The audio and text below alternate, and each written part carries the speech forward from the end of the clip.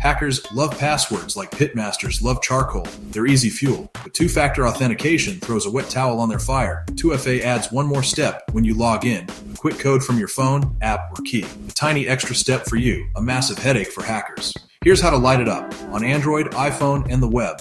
On Android, menu, settings and privacy, settings. Then account center, password and security. Two-factor authentication, choose your account. iPhone or iPad, tap your profile, settings and privacy, account center, password and security, 2FA. On the web, facebook.com, settings, password and security, two-factor authentication. Facebook will ask for a one-time code just to confirm it's you to see. Then you'll pick your weapon. Authentication app. We recommend Google Authenticator or Authy. Text message or WhatsApp. Physical security key.